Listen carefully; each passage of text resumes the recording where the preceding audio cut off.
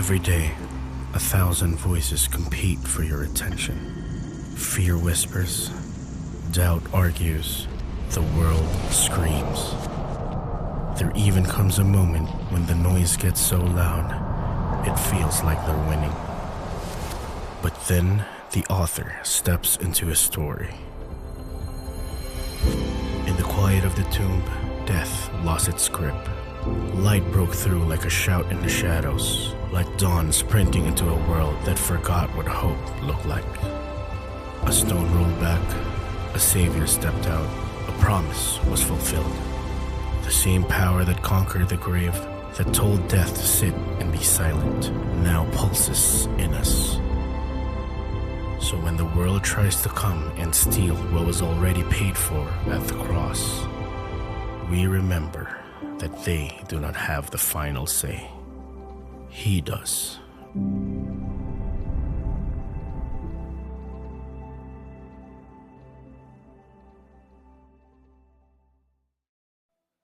Sige, magandang hapon po sa atin lahat. Iyon. Pwede mo batiin yung katabi mo sa mo, maganda ka sa hapon. At magandang lalaki ka rin sa hapon. Iyon. At tayo po ay dadako na sa salita ng Panginoong Diyos. Nasa ikalimang yugto na po tayo ng ating serye na pinamagatan The Final Say. Pagka papakinggan natin ang mundo natin, maaaring maraming tayong napapakinggan. Some na napapakinggan natin, tayo ay talunan.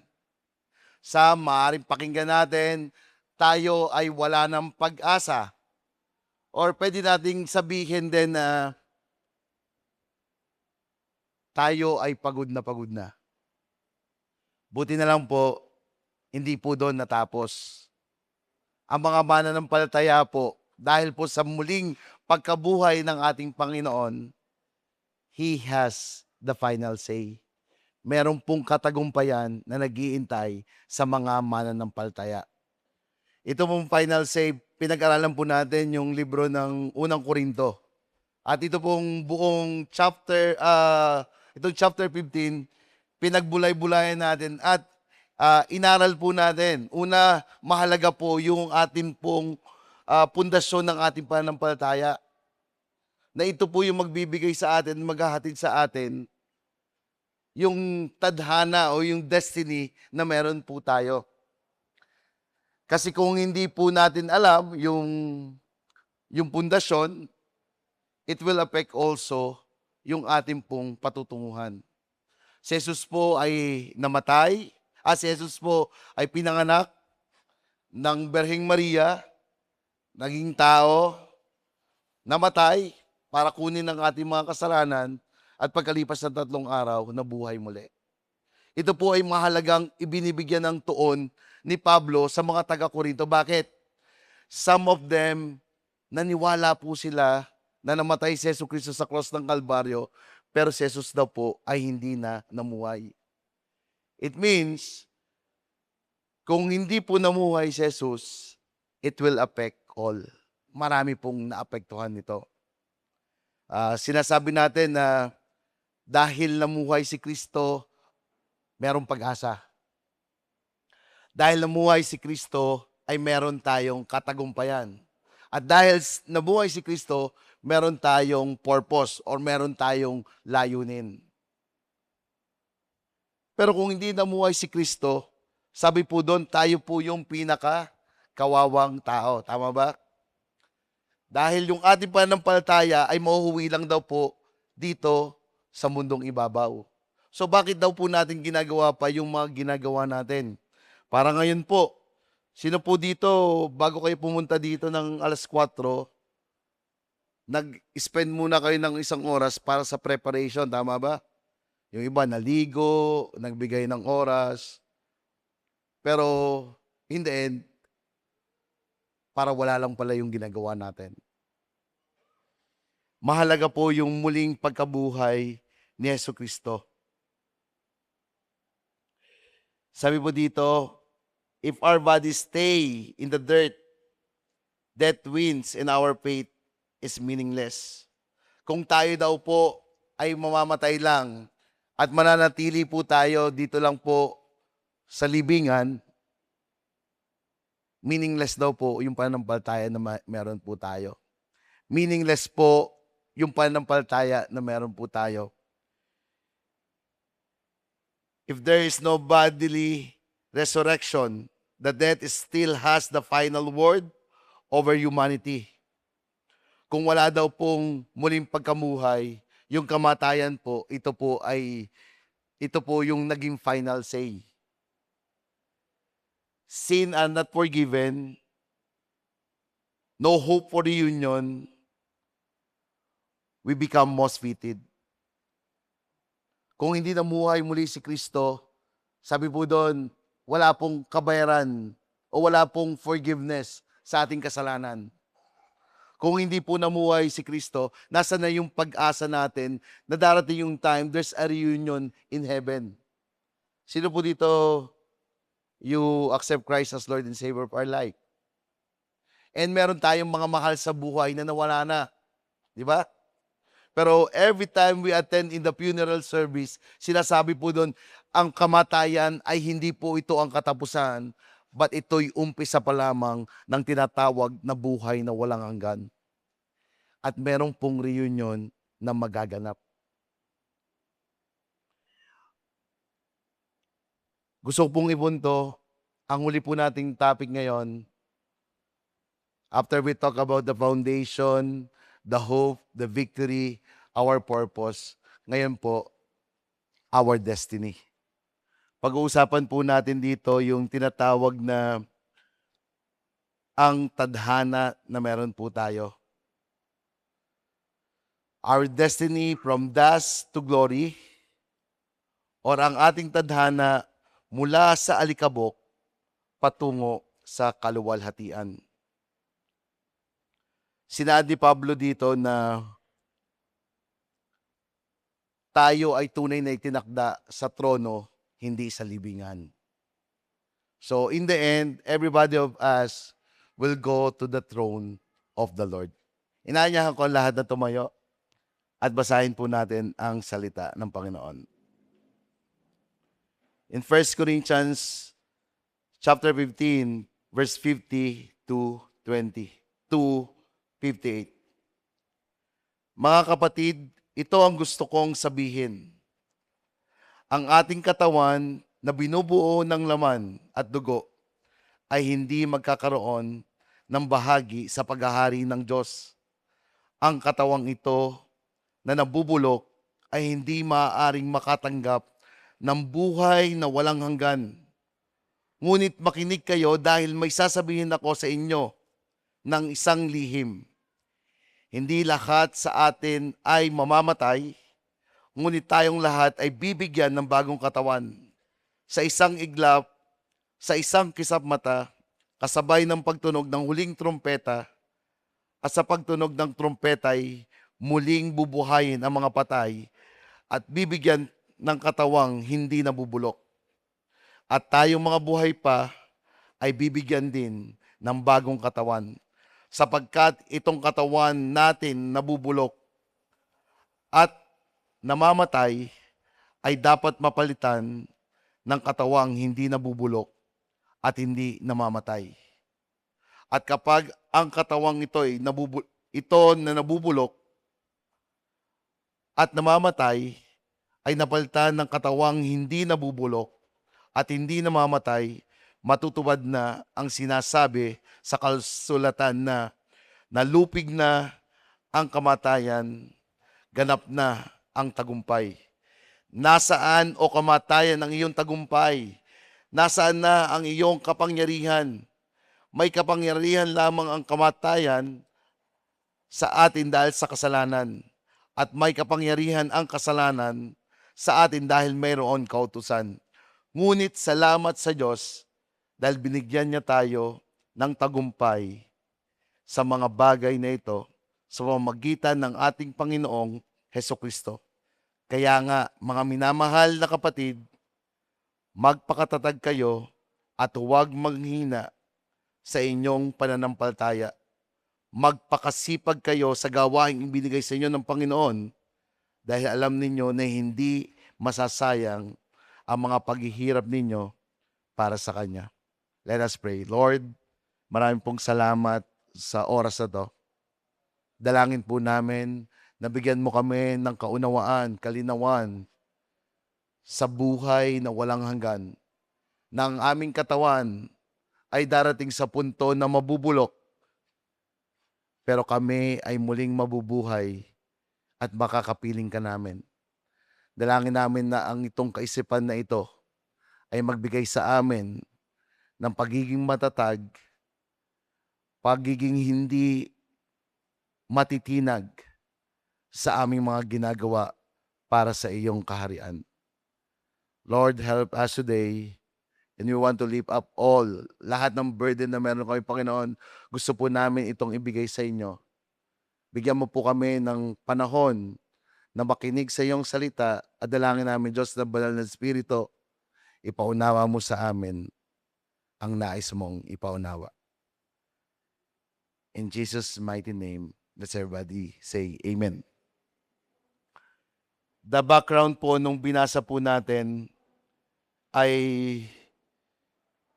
the Corinth confused about afterlife, with some are doubting a physical resurrection. Paul spent the first half of chapter 15 proving Jesus is literally rose from the dead. So makikita po natin dito yung chapter 15 na yon, dahil yung mga Korinto ay merong doubt sa muling pagkabuhay ng Panginoong Yesus. It affects all. Kaya nung inaano niya na pinupunto niya dito, sabi niya, kailangan maniwala kayo na si Jesus ay muling nabuhay. Kasi what we believe will affect what we behave. Kung ano yung pananampalataya na meron tayo, it also affect what we behave. And then after niya pong establish, i-secure, i-assure na si Yesu Cristo ay muling nabuhay, ngayon, isinaad naman niya yung patutunguhan natin.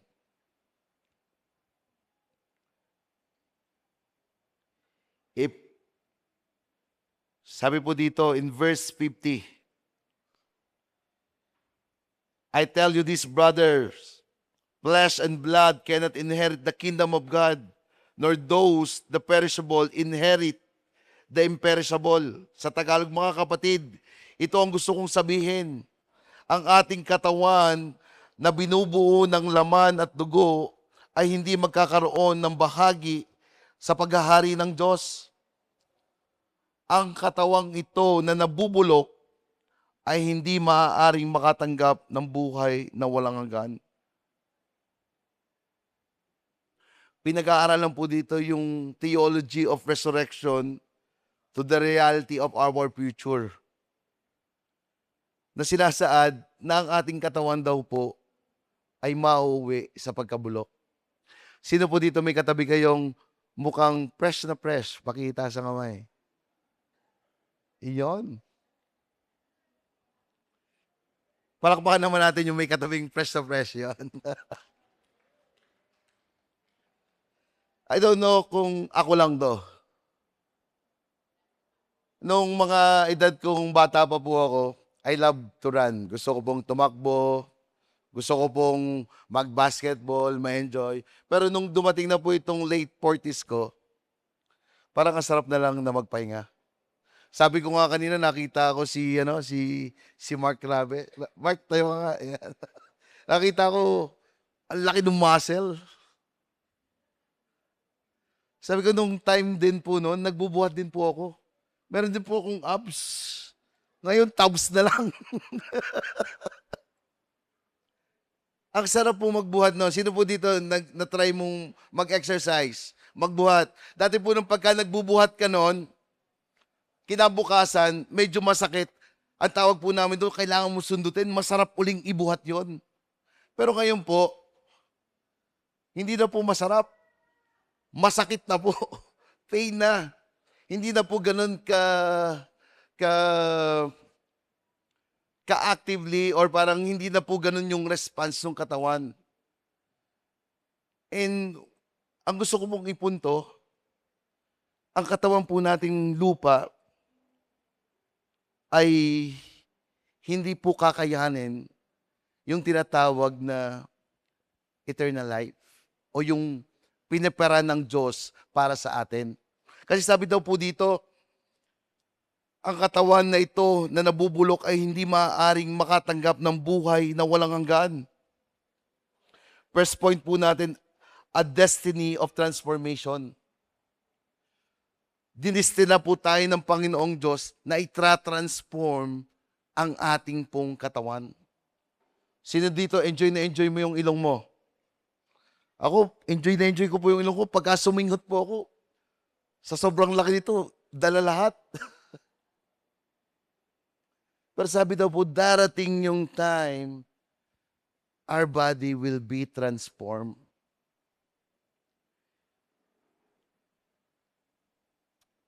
Flesh and blood cannot inherit the kingdom. Yung ating katawan lupa ay hindi po natin makakayanan yung kaharian na nakalaan para sa atin.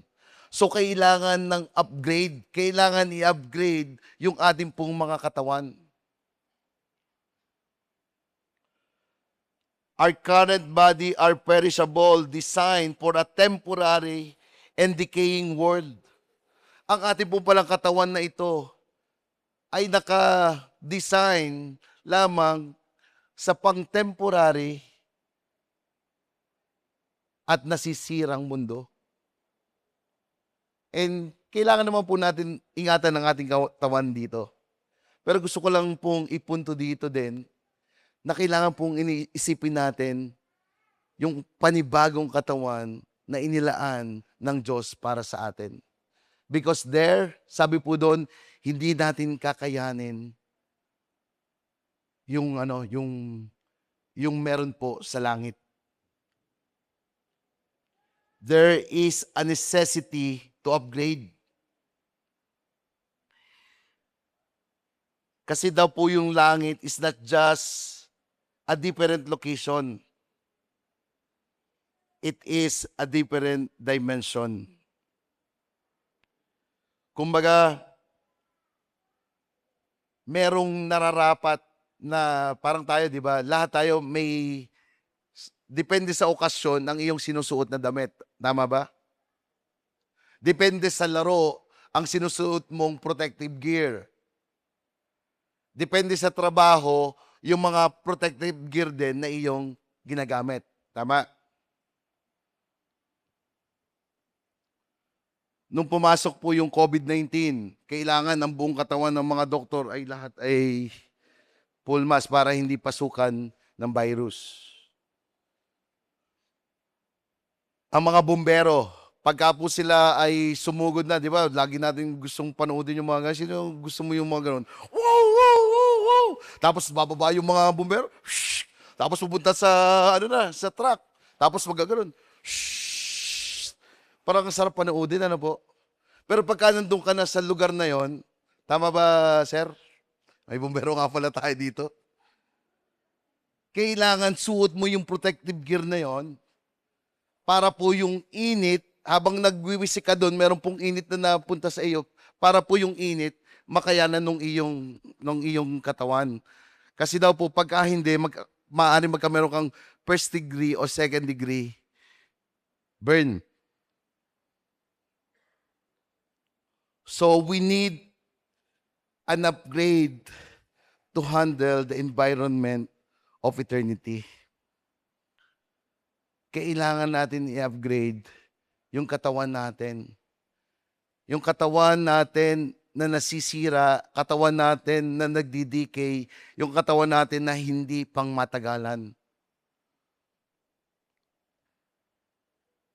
Kasi sa langit daw po, our body will be a glorified body, a body without sin. Sabi po daw po, ito, ang langit daw po, ito ang lugar na wala ng pighati, wala ng sakit, wala ng wala ng iyakan, at wala na ring utang. Yan.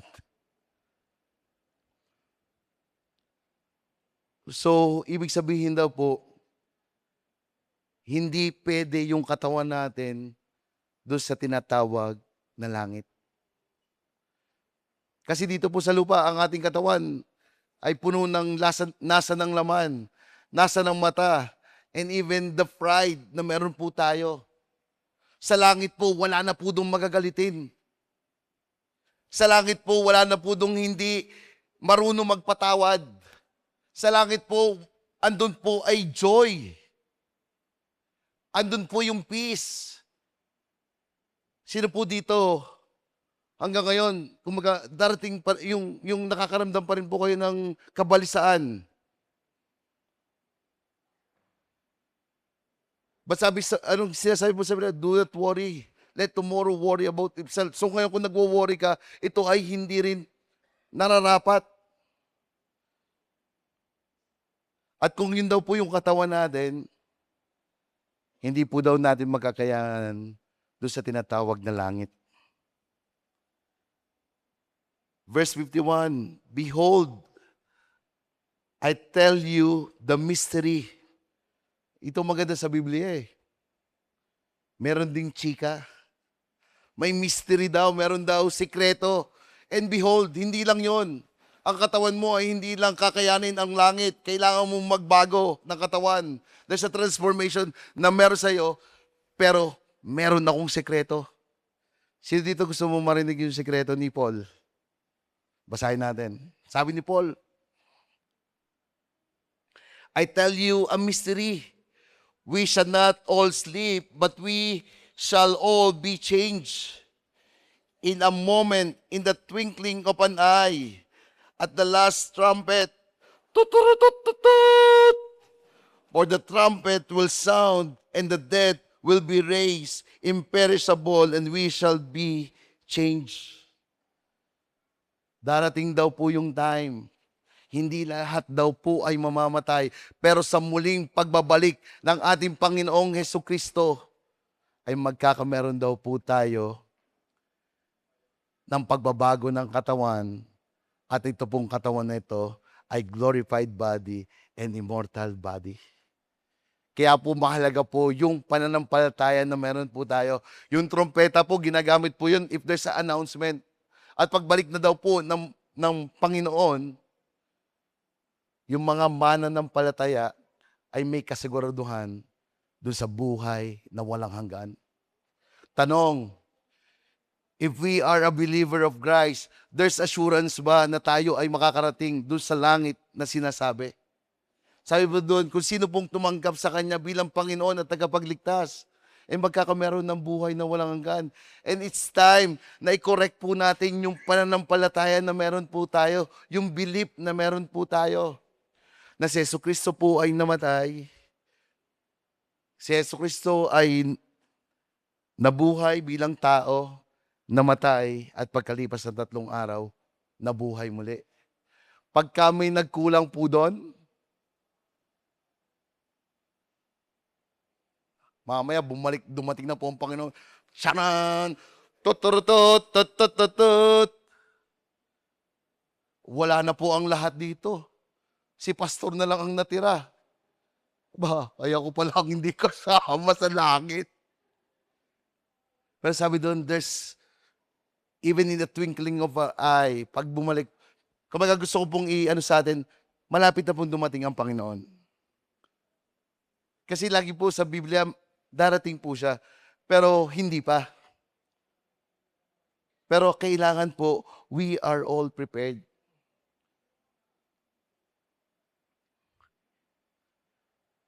Our destiny is not slow improvement. It's a radical, instantaneous change. Twinkling of an eye, at the last trumpet, we trade from the dusty image of Adam for the glorious image of Christ. It is a glorious body po na ipapalit sa atin. Sige nga, tingnan mo ulit yung katabi mo. Nag-glow-glow ba? Di ba, sino dito? Ayan, dito sabihin ko. Yung iba po dito sa atin, mga mislukban pa, mga ganyan. Di ba, pagka may dumaan gano'n, napapagano ka, nag-glow-glow, parang gano'n. Sabi daw po, yung mga yon ay walang sinabi. kung i-rate mo yung glowing ng itsura na meron dito. Sino dito nakakita ka dito lang sa atin nakakita kayong mukhang artista? O nakatingin kayo sa akin. Pastor ka mukha mo si Chiquito. Hindi na, hindi nakilala nung iba si Chiquito, i-google nyo na lang. Sorry. Balik tayo. It's a glorified body. Napakaangat po yung tinatawag na ganyan. Dito po, sino nakakaramdam na ng rayuma? Aray ko, ako na naman yun. Dati po, payat po ako dati. Pero hindi ko na yung maibalik. Bakit kaya?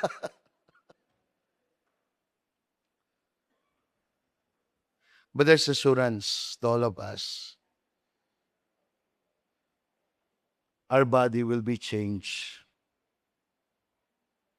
In the twinkling of an eye, there's be a trade from dusty to a glorious image of Christ. Our immortal, glorified body will be imperishable, honorable, and powerful. It is not only immortal, it's not only imperishable, but it is honorable and powerful. We will have a body designed for heaven. We will have a mind designed for heaven. A heart that designed from heaven. Our design, our immortal, glorified body will be imperishable, honorable, and powerful. Hindi lang daw po ito honorable, but it is powerful. I don't know. Kung tayo dito naglalakad, baka doon, pwede kang inaga na lang, di ba? It is a glorified body. Imagine, ano yung mga bagay na gusto mo? Sabi nga, si Piolo Pascual, magmumukhang pulubi lang sa glorified body na meron tayo. Yung 6 packs, baka doon 8 packs. I don't know, pero our destiny is not to be pitted, is to be pitted for eternity. Ang destiny na meron tayo. Look at me. Tayo po ay destined to be pitted to eternity. We enjoy our body. Alam ko naman yun, enjoy natin yung katawan natin dito. Pero gusto ko pong isipin natin na may mas maganda pang katawan na naghihintay sa atin sa langit. At ito po ay pitted for eternity, panghabang buhay. Nakakita na kayo ng mga sasakyan? Di ba may sasakyan na para talaga sa kung saan mo gagamitin? May tinatawag na road bike, may tinatawag na mountain bike. Yung road bike, mas mabilis sa mountain bike. Yung mountain bike para sa bundok. So yung katawan natin, iba daw po. Glorified body for eternity. Panghabang buhay. Hindi ko po alam kung ano po yon, but kayo na po yung umimagine kung gaano po kaganda yon. You aren't just going to a place, but you are becoming a new person. We will become a new person. Sino po dito excited na magkameron ng ganong katawan? Yeah. Kaya ako si Paul, hindi ako nagda-doubt kay Paul, kaya si Paul po torn between two, di ba? Sabi niya, para sa akin ang mabuhay ay kay Kristo. Gusto niya pong maglingkod at maglingkod para kay Kristo despite of persecution, despite of he denying himself. He died every day. Sabi po doon, kinakalaban niya yung mga hayop sa Epeso. Literal na sinasabi niya, ganon katindi yung kanyang pinagdadaanan. Pero he died for it. But in the same time, gusto niyang maglingkod panghabang buhay kay Kristo. But in the same time, sabi niya doon, ang mamatay ay isang malaking katagumpayan. Ganun niya ina-appreciate, ganun niya nakikita na darating yung time, I will have this glorified body. So sabi niya, maglilingkod pa ba ako? Mamumuhay pa ba ako dito? O pupunta ako dito sa Panginoon? At kukunin ko na yung glorified body na meron ako. Hindi lang tayo binigyan ng Diyos ng bagong katawan para lang hindi na tayo masaktan. Binigyan niya ito para maging panalo tayo sa bagay na dati nating kinatatakutan. At ito yung tinatawag na kamatayan. It is destined na magkameron daw po tayo ng panibagong katawan para po mangyari na yung matalo na yung kamatayan. Di ba I think in verse 25, sabi doon, ang huling hahatulan ay yung tinatawag na kamatayan. Yung pala yung darating yung time when we are already changed our body, now, ito na, ang aatakihin na ay yung kamatayan. That's why in this verse, in verse 54, and when the perishable puts onto imperishable, and the mortal puts to immortality, then shall come to pass the saying that is written, death is swallowed up in victory. Sinasaad po dito that point number 2 natin, a destiny of triumph. Dahil binigyan na tayo ng bagong katawan, idinestina na tayo ay magtatagumpay. The defeat of the enemy, when we step into our destiny, death is swallowed up in victory.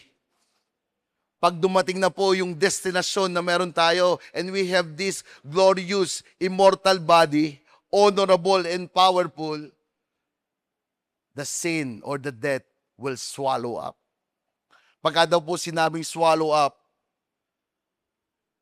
katulad daw po ni Jonas, yung kasalanan ay kinain na ng katagumpayan. Si Jonah, di ba, kinain po ng malaking isda? Ganun daw po ang mangyayari.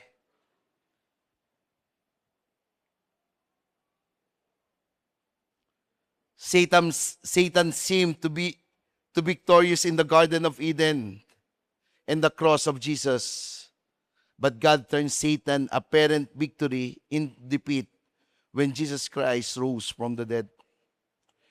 Christ overcome it, and one day, we will also. Dahil ito'y napagtagumpayan ng ating Panginoon, yung mga sumampalataya ay magkakameron din ng katagumpayan. That's why our destiny is triumph. Sino po dito patuloy tayong inaapi ng kaaway?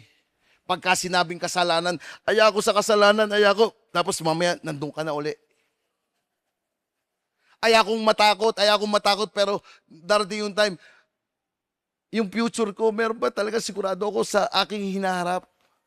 Pagka dumating na yung kalusugan na meron tayo, patuloy tayong pinaglalaruan because of this kamatayan. Remember, nung nagkasala si Eva at Adan? Sino ba dapat nating sisihin? Ba't meron tayong nararanasan na ganito? Di ba, start lang naman nung in Genesis 3, when God created heaven and earth, sabi niya, wonderful. Tapos nung gineate niya yung tao, sabi niya, it was so great. Or it was so wonderful. And dumating po yung tinatawag na kasalanan. And after noon, nung pinalabas po sila, we inherit all. Pero ngayon, iba po yung usapan. Yung dating nag-conquer sa atin na kamatayan, ngayon ay kinonquer na ng Panginoon. Pag dumating na yung punto na nabago na ang ating katawan, yung katagumpayan ay patuloy ng mangyayari.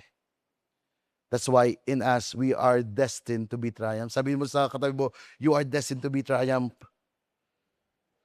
Kaya yung sumunod na verse, si Pablo, niloloko na lang niya yung kasalanan. Sabi niya dito, O death, where is your victory? O death, where is your sting?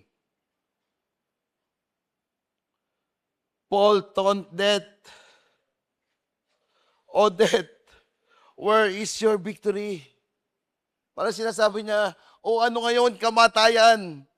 Nasa na ang iyong anong tawag sa sting? Asa na ang iyong kamandag? Kamatayan, asa na ang iyong katagumpayan? Ngayon, ako ay nagtagumpay na. Para pong ganito, sino po dito nakapanood na ng championship? Para si Pablo, kumakanta siya, We are the champion, we are the champion. Tapos nung nakita yung kalaban, yung tinalo na, You are the loser. Ah! Wala na kayong laban, panalo na kami, champion na kami. Nung sinabi niya, Oh death, where is your sting? Inaano niya doon yung ating katatayuan na tayo ay matagumpay na. Because Christ took the sting upon himself, death has lost his killing power. Death is still there, but has no sting. He can bite you, but can kill you eternally. He has lost power to destroy you. Yes, yung kamatayan na yan, dyan ba? Kasi nandito pa po tayo sa mundong ibabaw. Andyan pa rin po siya, tinatakot tayo. Pero sabi po dito, dahil sa ginawa ng Panginoon, wala na po siyang kamandag para po tayo ay mamatay. May kasiguraduhan tayo sa ating buhay na walang hanggan. Yes, maaari niyang gawin yon.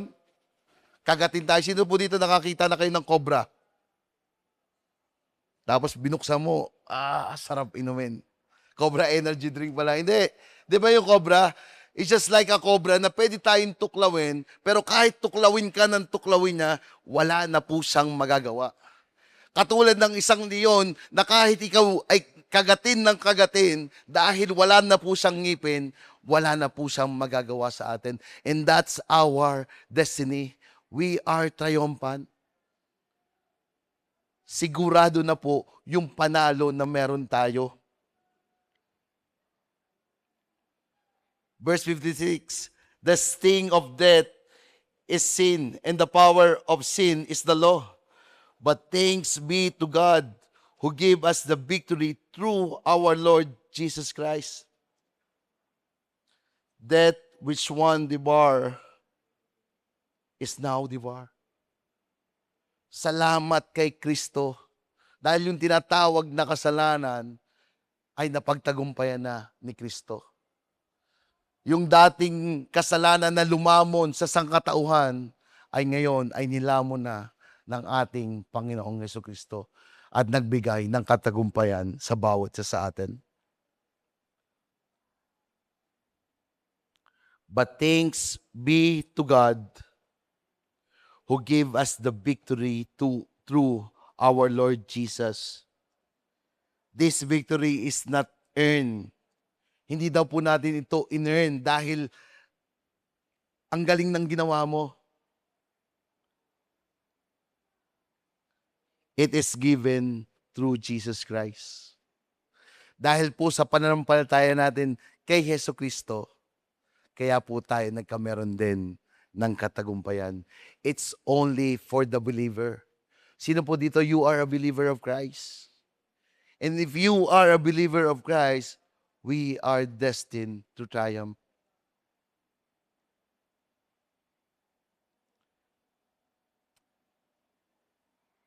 We don't fight for victory, we fight from victory.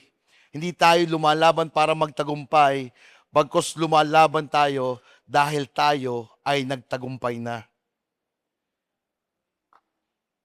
God gave us the victory Christ won, and He has placed in our hand.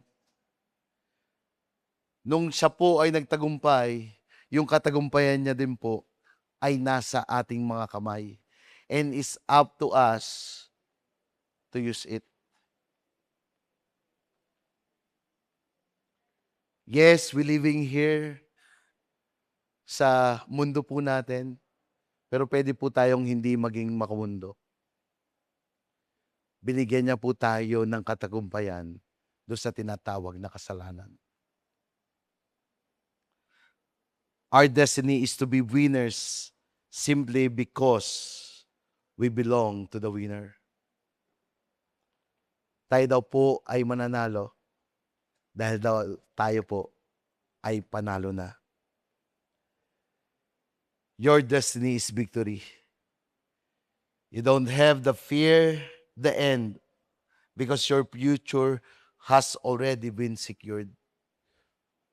Dahil kung Kristiyano daw po tayo, wag daw po tayo mamatay doon sa tinatawag na katapusan. Di ba yung iba, nagpapanig na, ito na ba katapusan ng mundo? Pero kung tayo po yung mga mananampalataya, binibigyan po tayo ng pagkakataon na tayo po'y maging excited doon sa darating na huling o sa muling pagbabalik ng Panginoong Hesukristo.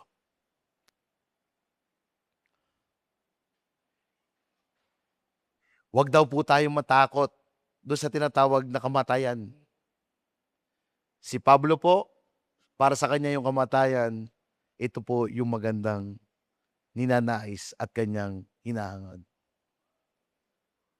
Unang punto, our destiny is to transform. Second, our destiny is to be victorious.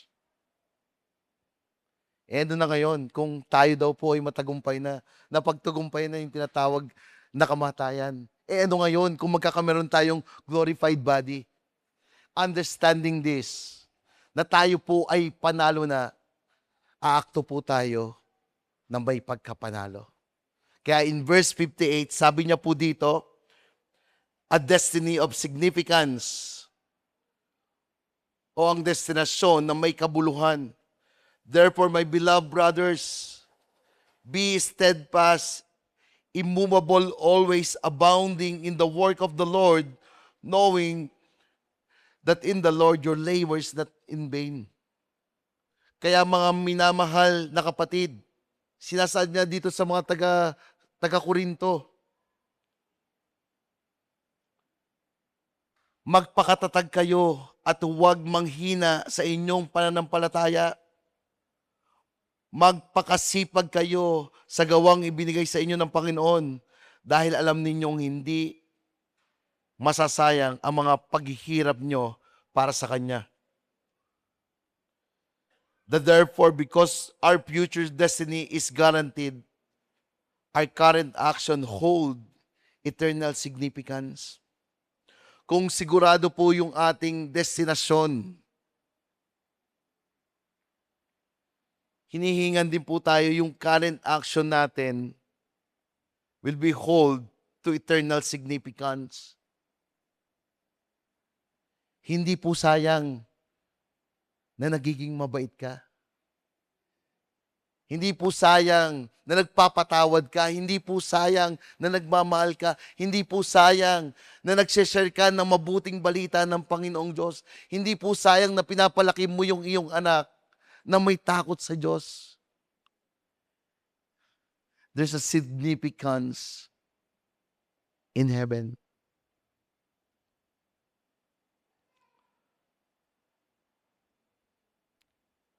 We are told to be steadfast and immovable.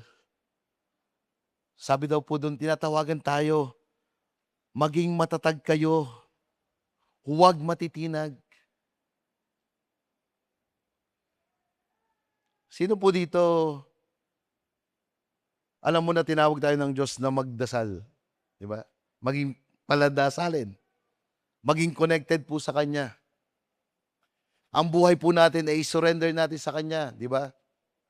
Pero pagka dumadaan na yung mga news feed, pagka dumadaan na yung problema ng ating bansa, pag nakita natin yung ating Pangulo, what is the word na lumalabas sa atin?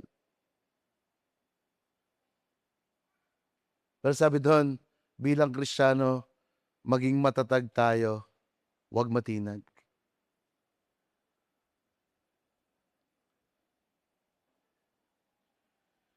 Sa mundo po ay maraming bagay na nakakadismaya. Pag pumasok na po yung sakit, pagtanda, at mga problemang walang katapusan. Sino dito may mga problema kayo? Pakita sa kamay. Woohoo! Natural po yan bilang Kristiyano. At lahat po ng tao ay merong problema. Pero iba po tayo sa kanila. Tayo po ay meron pong Panginoon na pwedeng hawakan. Sila po, wala. They enjoy. Yung last week na pinag-usapan natin, ano pong ginagawa ng iba? Mag-inom, kumain, at magsaya. Pero po tayo mga Kristiyano, iba po yung binibigay sa atin ng Panginoong Diyos. Magsakripisyo, gawin yung nararapat na gawain ng Panginoon. Read our Bible, love people, love others, honor God, make disciple. Sino po dito na-enjoy nyo yung victory group nyo? There's a sacrifice na tinatawag. Kaya sabi daw po doon, maging matatag, huwag matinag. Yes, marami pong problema tayo, pero ang ating pong Panginoong Diyos, ang tanging solusyon ng lahat pong ito. Huwag matinag, huwag matinag. Walang makakapagbago ng katotohanan ng Ebanghelyo. So yung ating pong pananampalataya, huwag daw po tayong matinag. Kung ano daw po yung nakasulat dito, ito po yung ating paniwalaan. Heaven and earth will pass away. Ang lahat po dito ay mawawala. Pero isang bagay lang po yung hindi mawawala, ang salita ng Panginoong Diyos. In trials, in circumstances, huwag po tayong hihiwalay sa Diyos. Patuloy tayong maging matatag dahil yung eternity po na meron tayo, yung destination na meron tayo ay sigurado na. Bakit tayo magiging matatag? Bakit tayo hindi matitinag? Eh paano pagka dumadating na yung tukso? Anong gagawin mo? Saan ka kakapit? Kakapit ka ba sa beat? O kakapit ka kay Lord? Eh paano na pag andun na lumalabas na uli yung urge ng addiction na meron tayo? Sino nga hanapin mo? Si Lord o si drug lord? Again, look at me.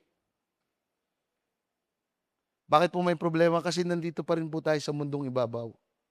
Pero looking kung saan po tayo pupunta, i-practice na po natin dito pa lang po sa mundong ibabaw. In heaven, there's joy. In heaven, there's peace. In heaven, there's kindness. In heaven, there's love. There's peace. So kung ano po yung pinamumuhay natin dito sa mundong ibabaw, i-practice na po natin dahil darating po yung time, we will go there. That's why patuloy po tayong maging matatag at huwag matinag. Yung ginagawa po natin para sa Panginoon ay patuloy po nating gawin. Madali po bang gawin yung mga pinapagawa ng Panginoon? Sabi dito, now go therefore and make disciple of all nations, baptizing them in the name of the Father and the Son and the Holy Spirit. Inatasan po tayo ng Panginoon na mag-disciple. Sino po dito, you are blessed dahil nandito ka ngayon. May mga taong na nagtuturo sa iyo ng salita ng Panginoon. And now, as you honoring Him, ngayon, ikaw din, ginagawa mo na yung mga bagay na yun. Again, as I end, huwag po tayong matinag, maging matatag. Dahil lahat po ng ginagawa natin ay hindi mauuwi sa walang kaparakan. Denying the sin. Denying yung pagiging human nature natin. Again, human nature. Anong human nature natin? Lust of the eyes, lust of the flesh, and pride. Sino po dito may katabi kayong mukhang May pride. Sa lalaki, sa mag-asawa, sino may pride? Lalaki o babae? Huwag nyo na sagutin, baka mag-away pa kayo. And again, it calling us to be, let's be steadfast and immovable in doing what God's want us to be. Our destiny validates daily toil. Nothing you do for the Lord is ever wasted. Yung ginagawa po natin every day ay hindi mauuwi sa walang kaparakan. Pagmamahal ng ating asawa, kahit hindi ka mahal-mahal, yun. Pagpapatawad ng mga taong hindi ka patawad-tawad,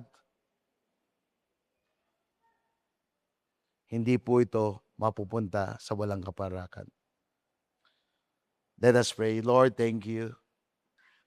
As your people, we want to believe every word that we understand today. Tulungan mo kami na kami ay maniwala, Panginoon. Maniwala kami, Panginoon, na ang kamatayan ay wala ng katagumpayan. Sabi nga ni Pablo, O death, where is your sting?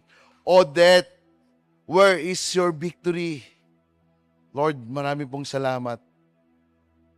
Dahil ikaw ay nabuhay dito sa mundong ibabaw, namatay para kunin ang aming mga kasalanan, at muling nabuhay, pagpapakita ng iyong kapangyarihan sa kasalanan, na ikaw ang aming Diyos, ang nagbigay ng katagumpayan sa bawat isa sa amin.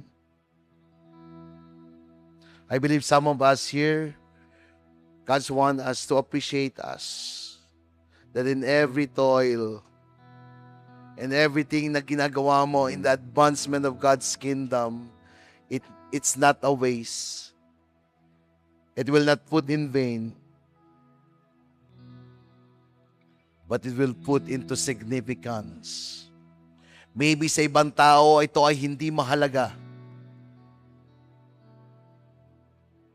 Pero sa kalangitan, ang Panginoon ay natutuwa sa iyo. Maybe He's telling you that I am proud of you, my son, my daughter. Yes, maybe wala nakaka-appreciate sa iyo, pero I am a God of Elroy. I see everything. I know everything. Lord, thank you. I believe it is you, Lord, who will make us to overcome this sin. We are here and we want, Lord, to surrender all to you. All the things na meron po kami sa aming imperishable body o sa aming perishable body. Lahat po na meron kami na pangsamantala lamang. Lahat na meron kaming gusto dito sa mundong ibabaw o gusto ng aming katawan, gusto po namin itong isuko sa iyo. Lord, ayaw mo na meron kaming idol sa aming mga puso. Ayaw mo, Panginoon, na meron kaming mas inuuna kaysa sa iyo. Either ito man ay trabaho, either ito man ay isang person, or either ito man po ay isang kasalanan. Dalangin namin, Panginoon, na i-surrender namin ito sa iyo. You said to your word, when we ask for forgiveness, we are forgiven. You will change our heart like a pure, holy heart.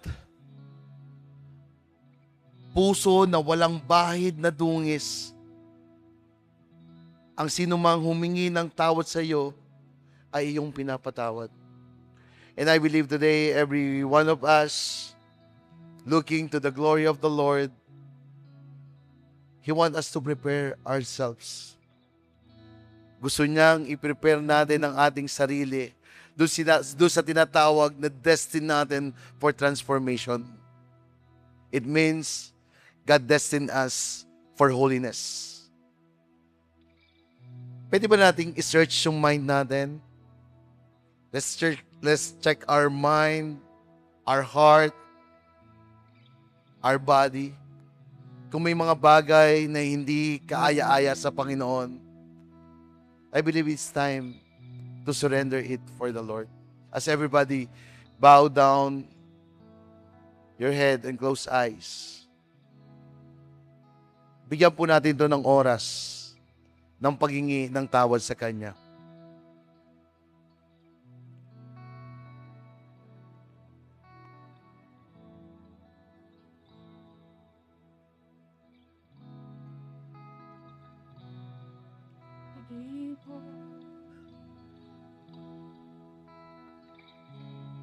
Can you all stand up?